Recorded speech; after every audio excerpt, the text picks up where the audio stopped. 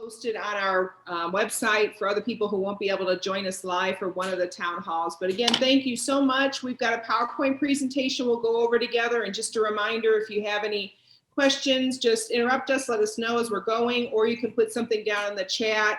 Tammy will be running the presentation and we can pause at any time to answer any of those questions. So thanks so much for coming, friends. Yeah, Doug? You're muted. I know I was doing my temporary unmute, but did you want us all to mute except for those speaking? Sure. Yeah, that'll be helpful when that time comes. We'll put up the presentation in just a minute. It's a good idea for all of us to mute. And then that way we don't have too much background noise, and I'll do that as well. So let me open first with a word of prayer.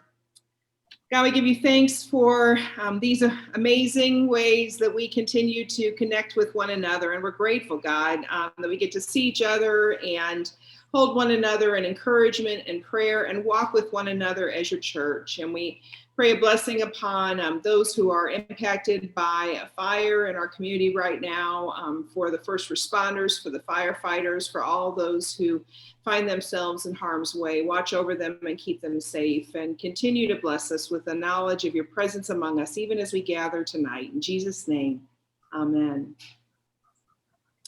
I'm going to go ahead and mute Tammy while we're bringing up the slides, and then we can speak as we have our slides. Sound good? Sure. All right, here goes the share.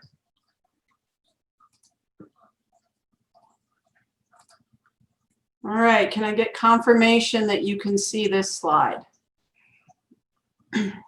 Full screen. Thanks so much. All right, go for it.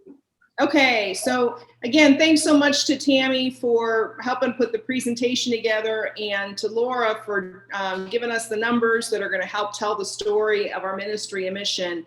You all know that in 2019, and I think we can go to the next slide, 2019, we had 3 huge goals as a church, and I'm so proud to be able to celebrate with you how we've accomplished those goals. We had as our first goal to finish 2019 strong, and as you remember, that was coming from behind in a deficit budget that we wanted to bring back into the black, and the congregation did that so well, and so we have so much to be thankful for about finishing 2019.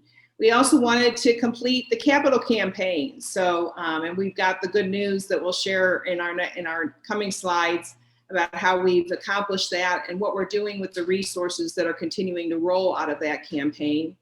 And of course, a big part of our 3 big goals in 2019 was to sustain and grow our budget for 2020. And to see if we could accomplish meeting our budget needs with income of primarily pledges, but also building income and other resources that help fund the budget. All right, so as you all recall, in 2019, we started the year a little bit in arrears, not just a little bit, but $132,470 budget deficit in 2019. We accepted that on faith that we would get through it and be stronger. And so, as you all know, I hope, through all of the generosity and grace in this congregation, we were able to finish 2019 by closing that gap almost completely, just $14,250 behind. This figure also shows you 2014 onward, which is kind of a metric that I use internally, and I'll come back to that. But I like to look at the last 7 years of information. I know that you guys trust me to tell you more about data, so I will tell you that nothing's a trend unless you have 7 data points. 2 data points is not a trend. So going to the next one. All right, so for 2020, we were super excited to have a balanced budget. Our budget for 2020 was $921,456.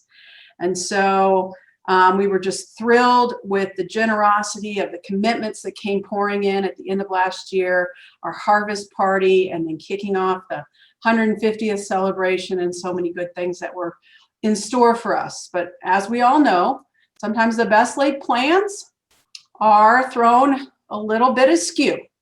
So we have spent with the rest of the world a year trying to sort out what we are going to do in terms of navigating our income and expenses while our building is sometimes closed partially, and while we have increased expenses in other categories. And so we've been managing that pretty well. I'm going to ask Laura to unmute and walk you through where we are as of September 30th.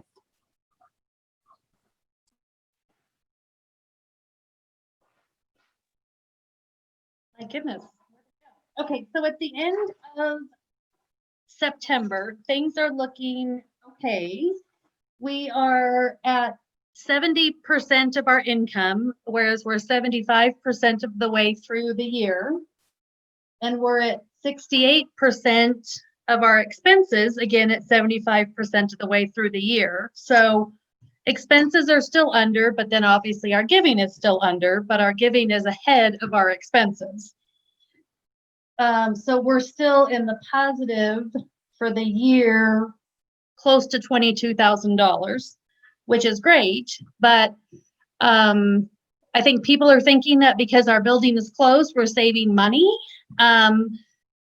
which yes, we're saving money on the building, but we're spending money on mailings and paper costs, and then additional funds that we weren't expecting to spend to enhance the online worship experience. We've put a lot of money and invested, a lot of technology dollars into making that really good production so that, it's an enjoyable Sunday morning worship service. But that's not cheap, unfortunately. So, but is important to our ministry team to bring that high quality. So I think that's pretty much where we're at. Yeah, we're staying ahead. Yeah, and my number's a Thanks, little bit Dale. different than yours because yours are more accurate. And more yeah, recent. mine are accurate as of a couple hours ago. Right. Mine are accurate as of when I made these slides. So Yeah, as before of like your couple yesterday. months. Yeah. Okay. So do we have any questions on that previous slide? Because that's usually an info slide. That's really important for us to touch base on. Any questions on that prior slide for folks? Okay, good. We'll keep on moving on. So the second major goal was to accomplish our capital campaign. And as you all know, we celebrated on our 150th celebration on September 21st, or September 20th, that we completed the final payment of the capital campaign. So many of you were such critical parts of making that a possibility and a realization. And so we might be wondering what's going to be happening as people continue to fulfill their pledges towards the capital campaign now that we've paid it off. And they may be paying through the end of the year. And we'll talk about that in just a moment.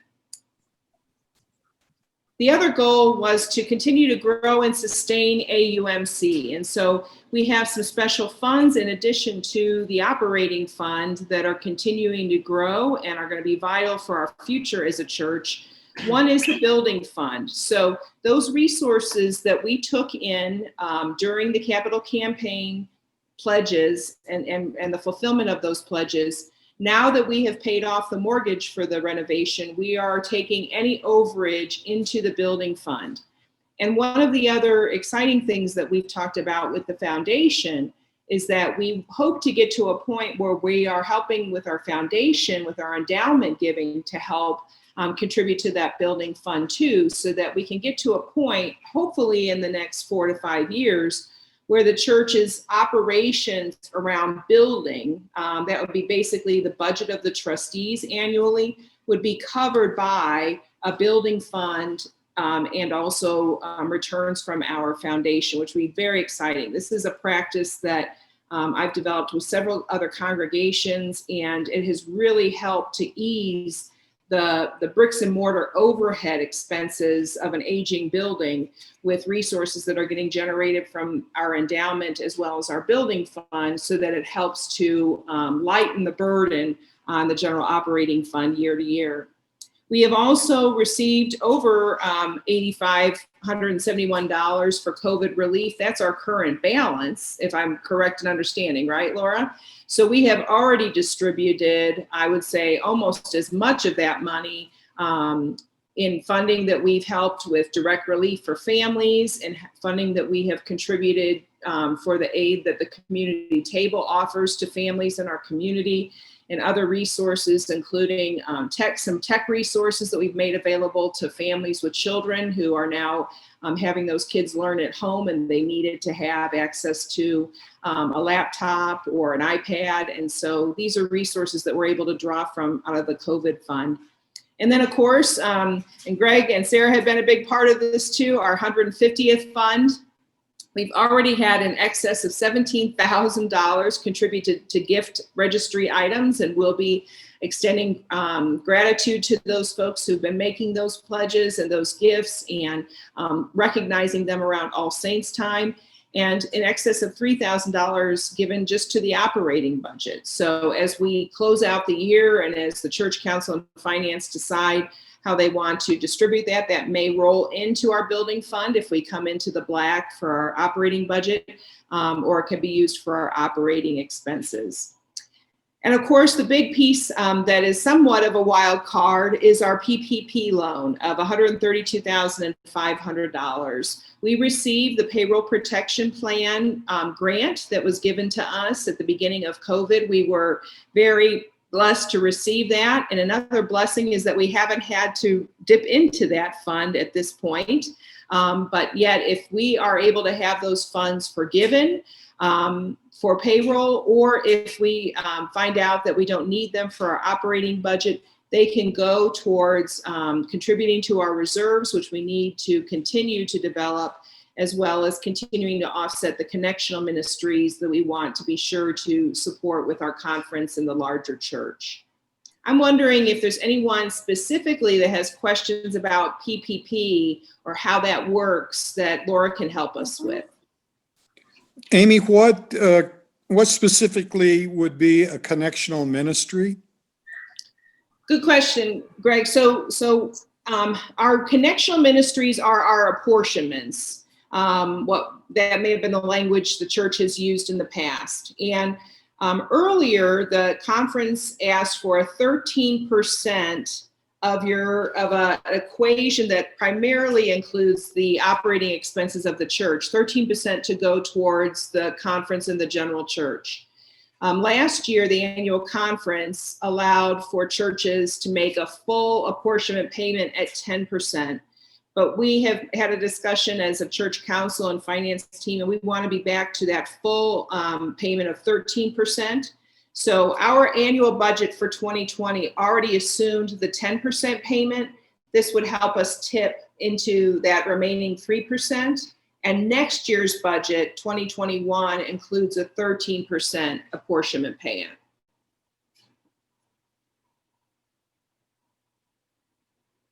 Other questions about that, or about the PPP? Amy, if I understand right, the PPP amount is simply sitting in a bank. It's not on any of the budgets. It's not on any of the income. It's just sitting there. That's correct, Fran. Would you explain that a little bit more, Laura, about how we're holding that and the work that you're doing right now? So correct, Fran. It is sitting as a note payable. It's currently an outstanding loan that we have, and until it's forgiven, that's where it will sit. And then when the loan is forgiven, then it becomes income to the church. So, and until the SBA figures out all of their rules and plans as to how that's going to happen and how the forgiveness process is, when they nail it down, how it's going to work, then we can start that process. In the meantime, we're just sort of hanging tight. And I think at this point, we're probably going to have to wait until after the election before they'll nail down that process. And there even is the potential that maybe under a certain dollar amount, they're going to just like kind of somewhat of an auto forgiveness. So hopefully we fit under that category, and it's super simple. We'll see, it's all kind of wait and see at this point. So I should say, for the purpose of the recording, in case people wonder about this that aren't on the call today, I had about two or three folks who reached out to me when we accepted the PPP loan and when we applied for it, and were curious as to why we, as a nonprofit organization that are tax exempt, why do we take advantage of the PPP loan? And that was a really good question. And I had a couple responses. One was because we were and are providing essential services to the community. In fact, in the list of essential workers through the beginning of COVID, churches and faith-based communities and staffs were considered essential workers, because we are tending not only to the spiritual health and welfare of people, but also the physical health and welfare of people, the emotional health and welfare of people. And that was a big part of why we decided in good faith to receive this loan.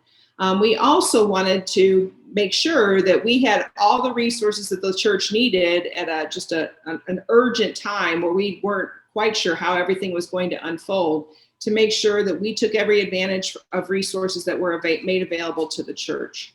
So those were some of the core values that went into the decisions about accepting the PPP loan, with the full intention of moving from the loan to the grant in that process. And that's the process that Laura's working on right now. Thanks, Laura.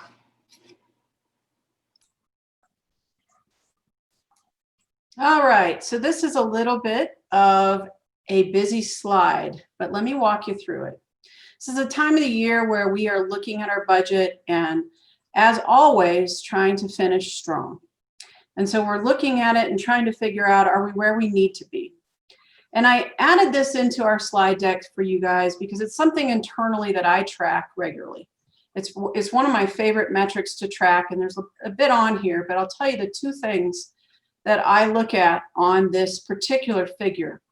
So again, let me remind you, at the very bottom of this figure, we start at 2014. So I was able to compile this data with Laura's help and looking back into our archives and trying to figure out, essentially what you're seeing is the seasonality of our giving.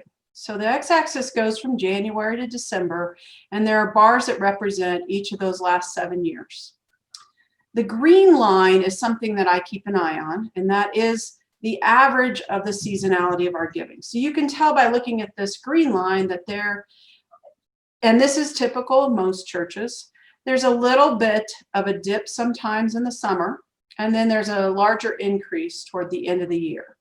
So I like to keep an eye on our average over the last 7 years and see where we are with respect to that average. The bars, I've highlighted the orange bar because that's 2020. So what you're looking at here is really the percentage of our annual expenses, which are covered each month by our giving. So I'll say that one more time so you can process through it, but it's the percentage of the annual budget which is covered each month by our giving. And the reason I look at this is because it's a reasonable proxy for the financial health of our church. Are we able to keep up with what we've committed?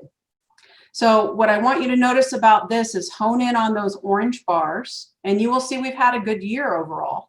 We have, for 2020, stayed above the green line. So we've been above our average for many months. And then for the next few months, we were right at the average, and that was good.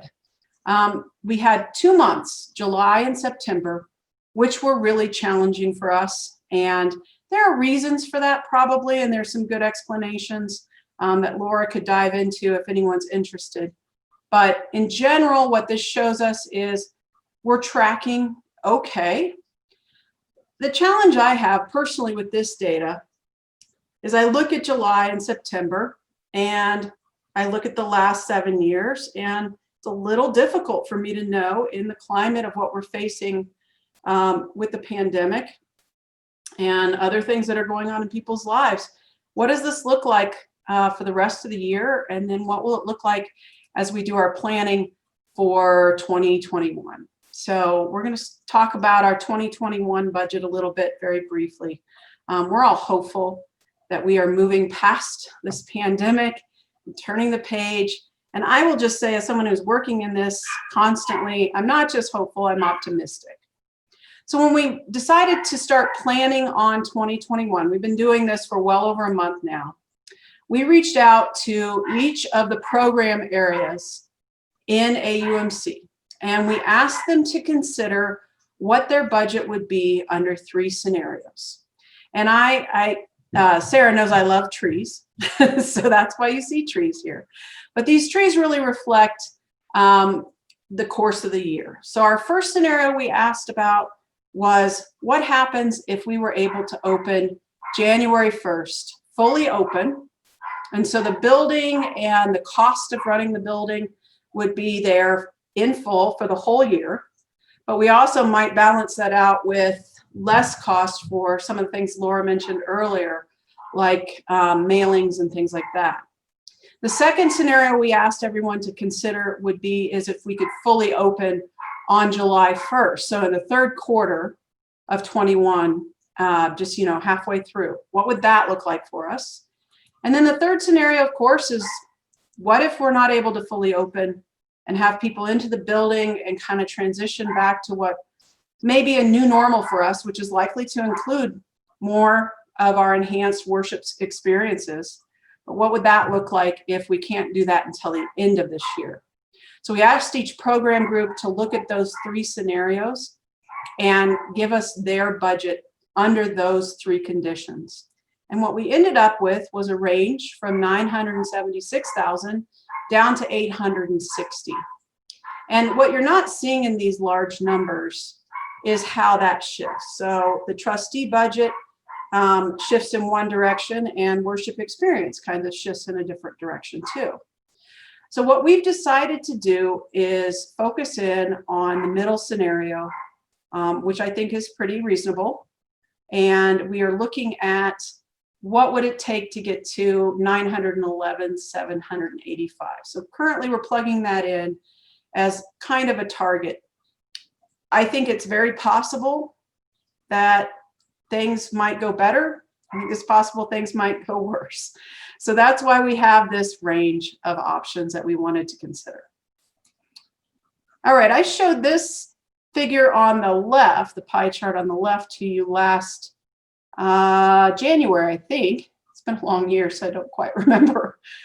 This breaks it down, all of the budget categories and all the things we do as a church. It breaks it down into these core categories. And what I've done here is provide you with the 2020 breakdown and then the projected 2021 using that middle budget that I just showed you, $911,785.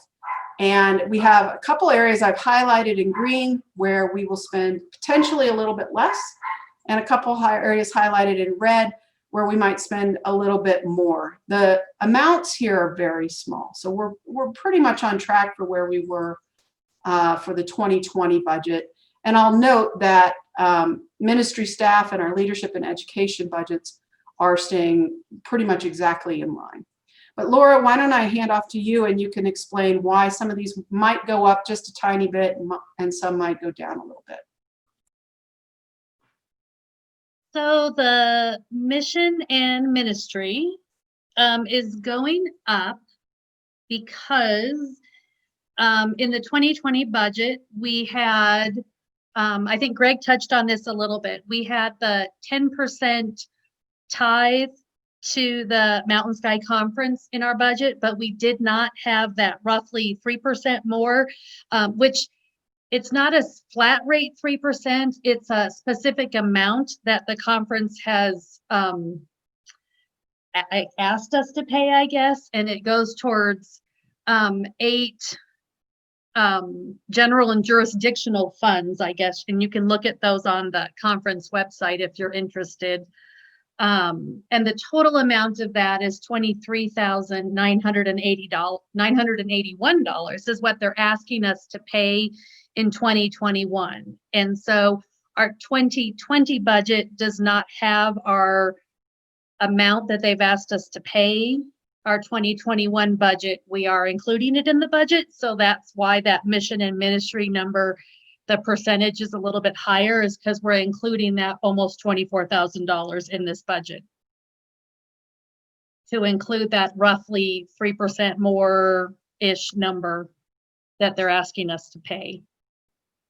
And then for the administration side, that is just mostly the postage and paper and technology to cover not being in the building, but still meeting the needs of reaching our congregation through mail and other resources that we need to reach them through. So, or other, I guess, means of communication to reach them. So that's really what that all is. So are there any questions with that one? I might also add, Laura, that our ministry staff budget has gone down for 2021.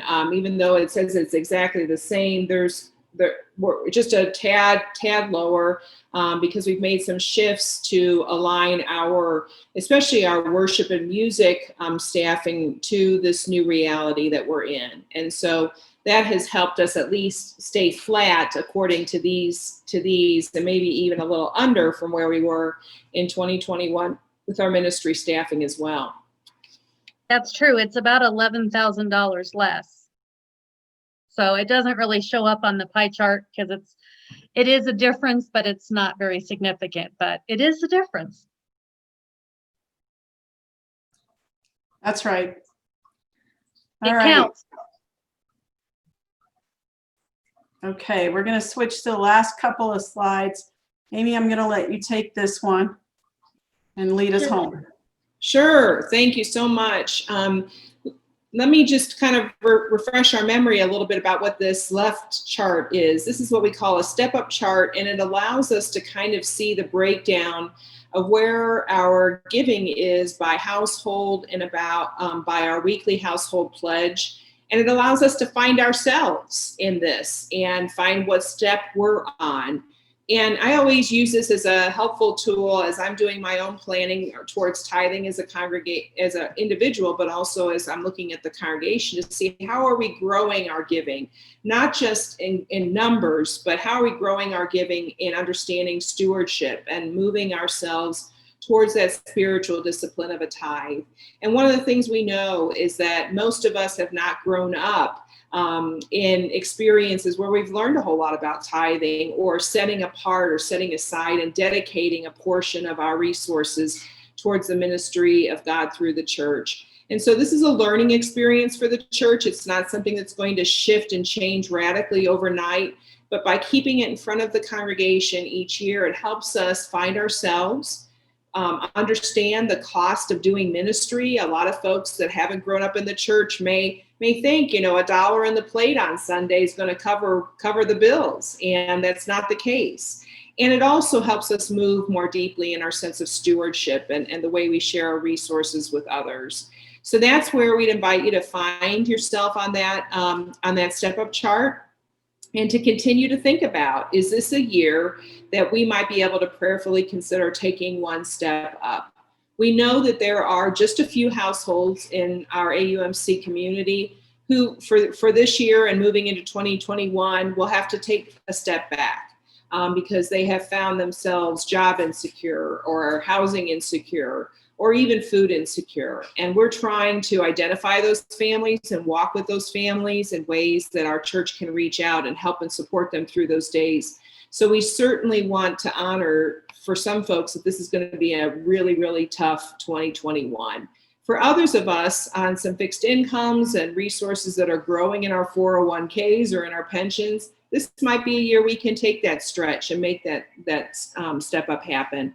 So really, we just invite everybody, myself included, our finance team, and all of our church leaders as well, to really think about how are we growing our giving to sustain and build and begin to really see the next 150 years of ministry.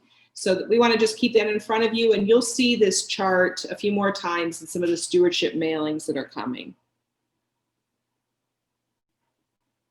So any other questions that you might have? This would be a good time for us to just open up the Zoom call for all of us to talk about, to answer questions, maybe even provide some feedback for us of, was this helpful information? Was there a piece of information that you wished you saw that you didn't, that we could incorporate into our future town halls?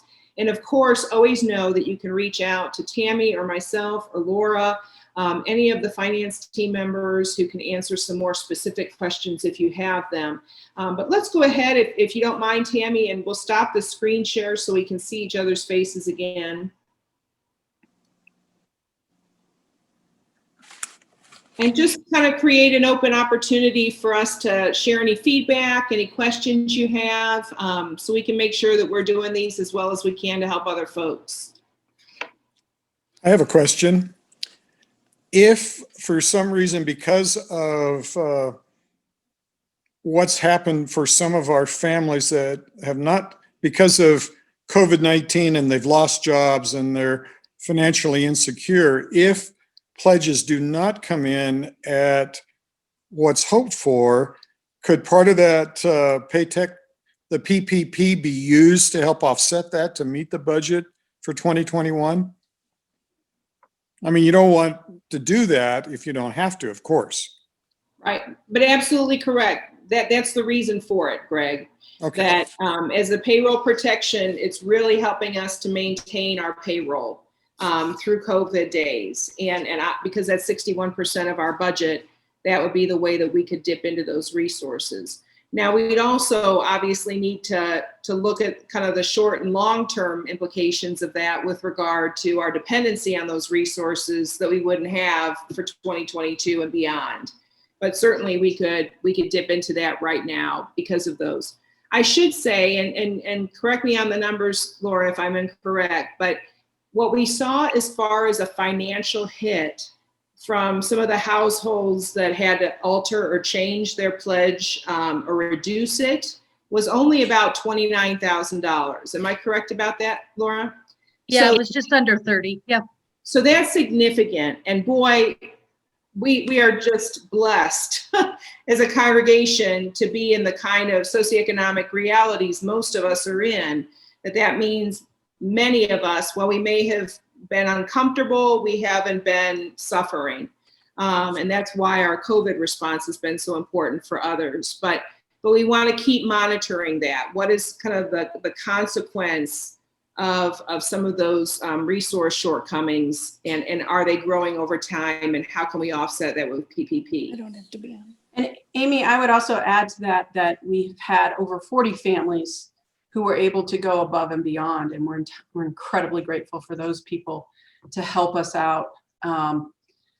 So I think that's a positive. The caution I have for everyone is, I think the effects of this pandemic, and not to be the negative Nancy on the call at the very end, but the effects of the pandemic for a lot of people and a lot of industries are going to last quite a bit longer than just 2020. They're likely to last for a few years. We're going to see some challenging times. So while I feel very wonderful about our position right now and our planning and our congregation and looking toward the next 150 years, I also know that there may be some in our congregation who will have challenging times ahead. So as an organization, we need to make sure that we are doing what we did this year, which is looking at numbers constantly and trying to make sure we are staying on track and being conservative in all the ways we can, so that we know that we can get through whatever lies ahead together. And I should say another reminder, and I lifted this up last year, was when we did a demographic study of our giving units in the church, of our households that give, 1/3 of our giving units are people over 80 years old. And so that's not going to change. I mean, in the sense of that's a continuing issue even through COVID. And so we are going to have to continue, especially in 2021 and moving out of COVID days, to really look at resourcing the church in additional ways. We've learned a lot about how important our building use income is, and we haven't received any of that through COVID. That's an example, but also grants, scholarships, resources that we need to go out and search for, as we especially have to completely reimagine, even when we go back into worship in our facility, it's never going to be the same. We're always going to have now an online congregation, because there have been people, especially our older adults, many of whom have reconnected with the church after falling away when they went into a retirement community or things like that, because they didn't know how to connect with the church if they couldn't come physically. Well, we can't stop reaching out to them after we've newly, renewed a relationship with them, as an example. So we've got a lot of opportunities and challenges ahead of us, just with our demographics and with the innovation that people are going to still be calling for and expecting, now that we've learned all this through COVID. So we've got a lot of good work ahead of us. Other questions or just thoughts as we're continuing to continue to build trust and transparency and communication about our finances? Hey, Amy, and sorry, I had to step away to feed some pups, but so they might bark in the background, but hopefully not. But do we anticipate any, I know that we probably, and I'm just guessing, we probably had to purchase some things. I mean, Laura had mentioned paper and all of those different things, but purchase some equipment and different things that Tim needs, and, whether being able to do the services outside. And I mean, do we have any other expenses like that we're looking at and considering that, we may need to know about or we could talk about as a congregation? That's a great question, Sarah. One of the things that we will do at the end of the year as we kind of shake everything out and look at the income and expenses is recognize that some of the COVID expenses that we've had to take on have been around technology. And so some of the COVID emergency funds may be able to be used by virtue of being a COVID need to help offset those immediate costs. But for instance, one of the issues and topics that Tim and I have talked about is we're probably going to want to bring in an expert or some kind of a consultant that now helps us look at our worship technology issues in our building. What is going to be the best way? And Bob's a part of this conversation too.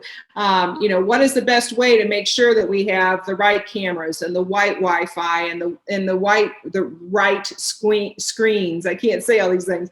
How are we going to put all that together? And we don't want to piecemeal that, because that gets very expensive and very ineffective.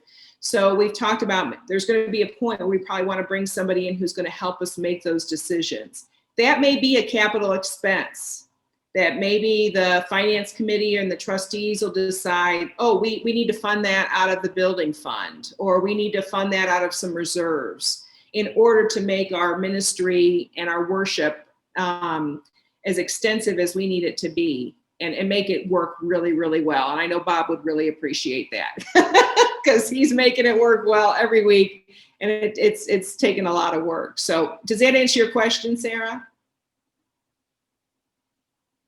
Another area I think that we're seeing, we're probably going to need some more expertise is more of a marketing plan too, beyond just our day-to-day communications, but how are we reaching new generations? How are we using the technology in worship most effectively to reach newcomers or folks that haven't yet understood their exposure to the church?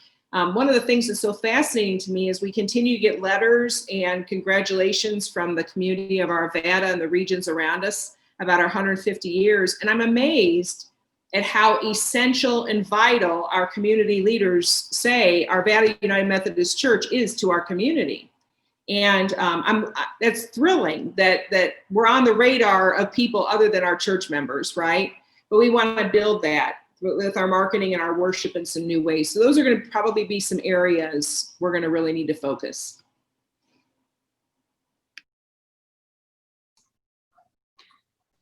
I'm curious especially with Doug on this particular call, as we're thinking about reopening our building more completely next year. There are things that a building that's been sitting stagnant can struggle with over time. Just wondering if there are any of those things that we think might be on the radar and we should kind of plug in and have in the back of our minds. Any thoughts on that? Right. The trustees, we've addressed a couple of them. Most recently, we just had to have one of the units above the center. The unit itself needed either repairs or a full replacement. And thanks to a very generous anonymous donation, the majority of that was covered. But I knew of that ahead of time, and we plugged that already into our budget proposals. The 3 scenarios was already accommodating that particular cost. That was our biggest thing. We're talking about an AC unit that another one may go out, and we don't know, but we plugged it in just in anticipation, which is about 15 grand for one unit to be replaced. And so that in fact was replaced on Friday and already put into place and into operation. So yeah, we were looking already forward to that, and that's something that I've been in communication with the trustees as well as with Alan and his team, and trying to help us make sure that we got that covered. Doug, have utilities gone down because of less use in the building? They've gone down somewhat. I've done what I could with temperature controls and such like that, so they have gone down. We did have an inverter that went out, the solar piece, and that's not on us to repair. That was on the company that was providing, that, and they've come out and repaired it. It's not back online as far as reporting, but it's been producing electricity. So that's somewhat cyclic, or cyclic, however you want to pronounce that. In the fact that it's, it depends, the winter months versus the summer months, but it's gone down slightly due to inactivity in the building. We don't have the lights on, the heating and air conditioning type things. But there's still just a minimum just to maintain the building's temperature, et cetera. We have been able to forego much of our cleaning contract. Doug, do you want to mention that? That's been an area that's saved quite a bit of money. I, from the very beginning of when I went ahead with the new cleaning services, and I'm in constant contact with them, and I just called and talked to James, the head of that organization, and touched base, and I keep him advised, but we're presently not utilizing any of that, and that's the biggest savings that we've had here That's to huge. date Yep. on that, because that was close to $3 grand a month that we're able to save from that. And we're working closely with them, but keep in mind that we've also got partial staff and partial volunteers helping to continue that work, but our overall expenses for cleaning supplies and all of that has been reduced, because just our normal every day weekday usage of those supplies and such has gone down, just because the building's not in use. But Right. it's gone down more than what our increase in sanitization and disinfecting has gone. Oh, that's good. But that's a lot of due to, like I said, present staff and volunteers helping.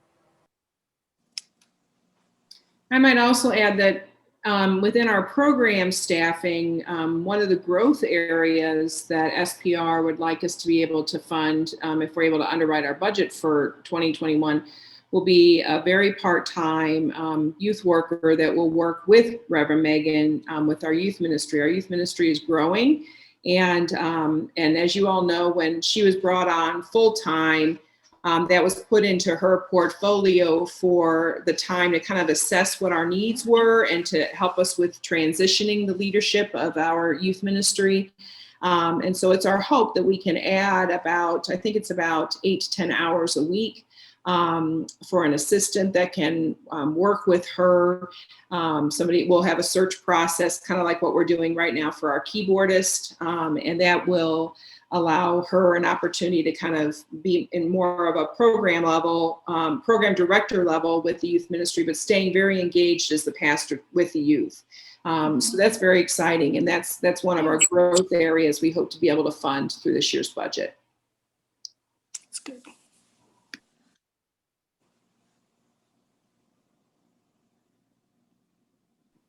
Any others? Sue or Bob or Steve, Fran, Bob or Marion? Well, thanks so much for joining us for this first town hall. We'd like to get more into a rhythm again of having these not only around finance based, but we're part of what we're testing, if you will, through this season of our financial health town halls. Is this something that's helpful? Do we want to continue that for different topics? And are people accessing them? So thanks for helping us with this first one. And please provide any other feedback to Tammy or Laura or myself if there's some other ways that we can help strengthen the presentation and keep information flowing. Great This has been slides, really Tammy. helpful. Yeah, thank Great you. slides, Tammy. Thank you. Thank you. Thank you. Thanks to you all. Be well, stay well, and vote. We already voted. Yep. Same here. We're Good done. for you. Good. I love Colorado. I love the way we vote here. It's awesome. Yes. Good to see everybody. Again, Yep. Tammy and Laura, thanks so much for your time and leadership. Thank you. Thank you.